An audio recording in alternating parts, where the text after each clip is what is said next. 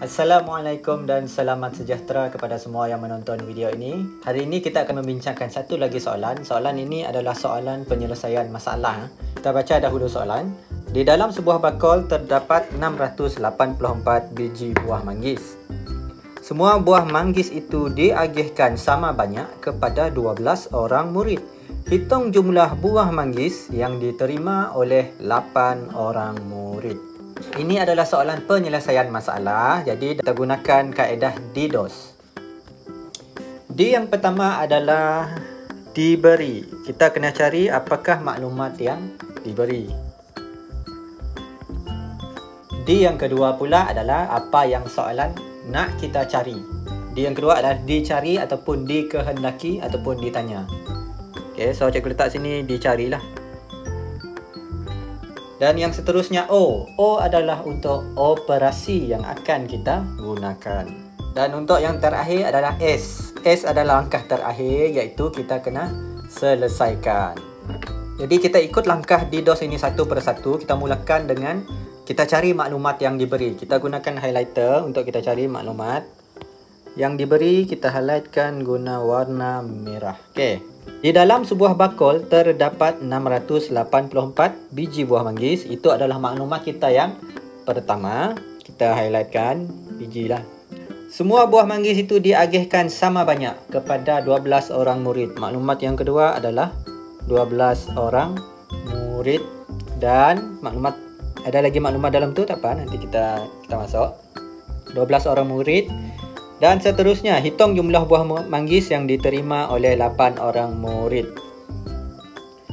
Okey, D yang kedua, dicari. Dicari sebenarnya adalah maklumat juga. Tapi dalam D yang kedua, dicari ini, kita gunakan warna kuning. Dicari adalah apa yang soalan tanya kita. So, jelas dalam soalan, yang ditanya adalah hitung jumlah buah manggis 8 orang murid. Ini adalah yang soalan tanya. Tapi itu juga adalah merupakan satu maklumat. Jadi cikgu gunakan warna lain untuk kita bezakan. Dan seterusnya O untuk operasi. Okey, untuk operasi kita gunakan warna hijau. Operasi apa yang kita nak gunakan? Operasi apa yang sesuai untuk kita gunakan? Nak jawab soalan ni. Untuk tentukan operasi, kita tengok dalam soalan ada diberitahu bahawa semua buah manggis itu diagihkan sama banyak. Ni cikgu highlightkan. Diagihkan sama banyak. Itu adalah operasi kita. Kata kunci dia, diagihkan sama banyak, merupakan operasi bahagi. Okey. Itu adalah operasi yang pertama yang kita akan gunakan. Tapi untuk soalan ni ada dua operasi sebenarnya. Di mana soalan nak minta untuk 8 murid. Kalau kita guna bahagi, maksudnya itu adalah untuk setiap murid. Tak apa, kita akan teruskan lepas ni. Dan S, kita nak selesaikan. Okey, kita cuba selesaikan. Cikgu letak gambar. Okey, ini dia. Ada buah manggis. Ini bukan buah manggis, ini buah mangga. Ada. Okey, kita ada buah manggis. Cikgu lukiskan buah manggis. Warna buah manggis, warna ungu kan? Buah manggis lah. Okey, kita ada buah manggis sebanyak 684 biji. Apa yang kita nak buat dengan buah manggis ini adalah, kita tengok semula soalan, diagihkan sama banyak kepada 12 orang murid. Buah ini agihkan sini.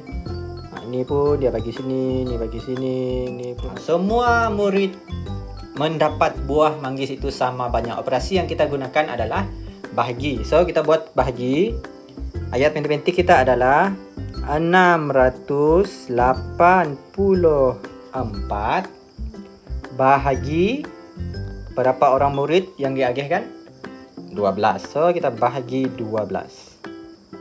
Bahagi ini kita gunakan kaedah pembahagian panjang. Kita senaraikan sifar 12. 24, 36, 48, 60, 72, 84. Dan sambunglah. 6 bahagi 12 tak dapat sebab 6 kecil. Okay, kita tengok 8. 68 bahagi 12. Dalam sifar 12, nombor apakah yang paling hampir dengan 68? Paling hampir adalah 60. Jadi kita tulis tolak 60. Di atas bumbung. Atas bumbung tu kita kira 1, 2, 3, 4, 5. Kita tulis 5 darab 12, 60. Okey. Kita tolakkan 8 tolak sifar 8, 6 tolak 6 sifar. Kita letakkan titik macam ni supaya tak keliru. Kalau letak sifar banyak sangat nombor, keliru nanti. Kita turunkan 4. Tengok semula sifar. Nombor apakah yang paling hampir ataupun ada nombor 84 dalam sifar? Ada 84. 1, 2, 3, 4, 5, 6, 7. Okey, so 7. 7 darab 12, 84. 4 tolak 4, sifar. 8 tolak 8, sifar. 57 ini adalah bukan jawapan dia. 57 adalah setiap orang murid dapat. Setiap orang murid akan dapat 57 biji manggis. Tapi soalan minta bukan untuk satu orang. Soalan minta untuk 8 orang. Macam ni ya. 57. Cikgu dah tuliskan setiap orang murid mendapat 57 biji manggis. Balik kepada soalan. Soalan nak untuk 8 orang murid. Cikgu dah letakkan gambar 8 orang murid. Maklumat kita ada sekarang adalah kita tahu seorang murid mendapat 57 biji buah manggis. Soalan minta jumlah semua yang mereka ini dapat. Jumlah semua yang mereka ni dapat.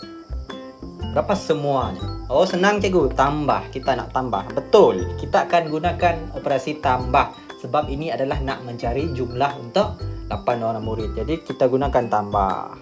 Tambah. Tapi ada nanti murid yang tanya.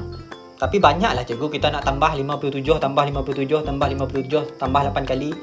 Ada tak cara yang lebih mudah untuk kita ringkaskan langkah kerja dan perkiraan kita ni?